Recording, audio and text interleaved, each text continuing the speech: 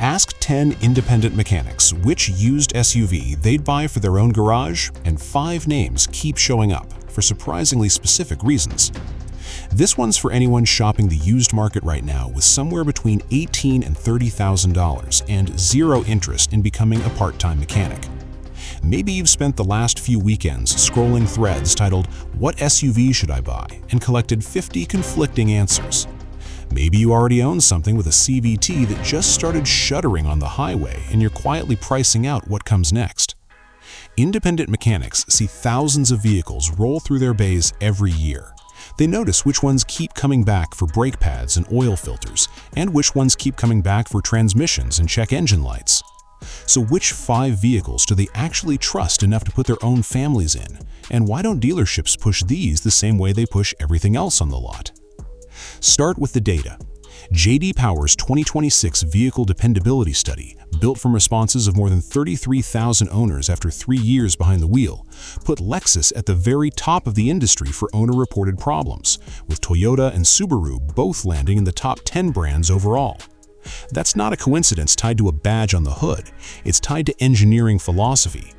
The vehicles that consistently show up on dependability lists share a few traits mechanics look for immediately: naturally aspirated or well-proven engines, conventional automatic transmissions instead of early-generation dual-clutch or CVT units, and hybrid systems that have had 2 decades to mature instead of 2 model years. Compare that to a Nissan CVT-equipped crossover from the mid-2010s, where the belt and pulley design was still working through cooling and control problems that led to shuddering complaints and, in some cases, 4-figure replacement bills.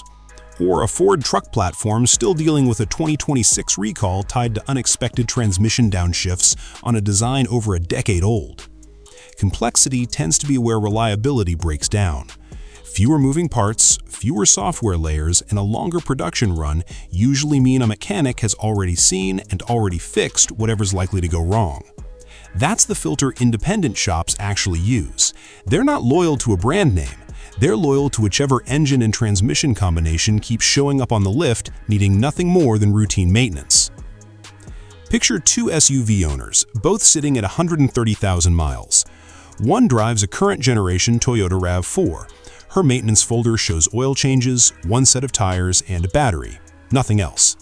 The other owns a mid-2010 CVT-equipped crossover. His transmission started shuddering around 90,000 miles, and the shop quoted him close to $4,000 for a full unit replacement, in line with what independent mechanics commonly report for CVT jobs in this class of vehicle. Now he's stuck deciding between spending more than a quarter of the car's current value to fix it, or trading it in and absorbing the depreciation hit. That's the real cost of choosing a vehicle by price tag alone instead of by what's underneath it. The RAV4 owner's biggest expense over the same 130,000 miles was a $400 water pump.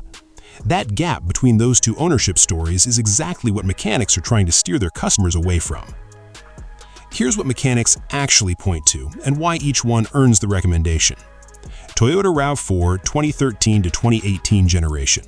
This skips past the early 2000s ECM and transmission issues entirely. Those are long resolved by this point. It pairs a proven 4-cylinder engine with a conventional automatic transmission, and crossing 150,000 miles on stock components is common rather than exceptional. Honda CR-V 2020 and newer. Earlier turbocharged CR-Vs drew owner reports of oil dilution in cold climates, particularly on short trips. Honda addressed it with revised software and hardware in later years. If you're looking at a 2017 through 2019 model specifically, ask for service records showing the oil level was monitored. Lexus NX any generation. It shares its platform and much of its powertrain with the RAV4, then adds Lexus's build quality and consistently stronger long-term dependability scores. Expect to pay a premium over the Toyota, but expect fewer surprises along the way. Subaru Forester 2019 and newer redesign. Standard all-wheel drive paired with a simpler horizontally opposed engine layout. Owners of older CVT-equipped Foresters reported head gasket and transmission concerns. The redesigned generation resolved most of what drove those complaints. Mazda CX-5 non-turbo trims. Mazda's naturally aspirated 4-cylinder is mechanically simple and well regarded by independent shops. The turbocharged variant is a fine engine too, but it asks for premium fuel and a bit more maintenance attention. Before you buy any of these, get a pre-purchase inspection from a mechanic who isn't the one selling you the car.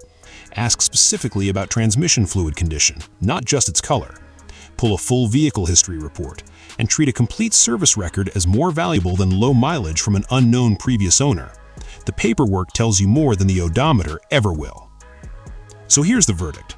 If you want a used SUV that a mechanic would actually buy for their own family, these 5 names, the RAV4, the CR-V, the NX, the Forester, and the CX-5, keep showing up for reasons that have nothing to do with marketing. It comes down to mechanical simplicity and a long track record of components that hold up under real-world use. Dealerships don't always lead with these picks because they're rarely the highest margin vehicles sitting on the lot. Buy any one of them with a clean inspection and a complete service history, and what you're really buying is years of predictable ownership instead of a repair bill waiting to happen. The cheapest used SUV on the lot is rarely the cheapest one to own.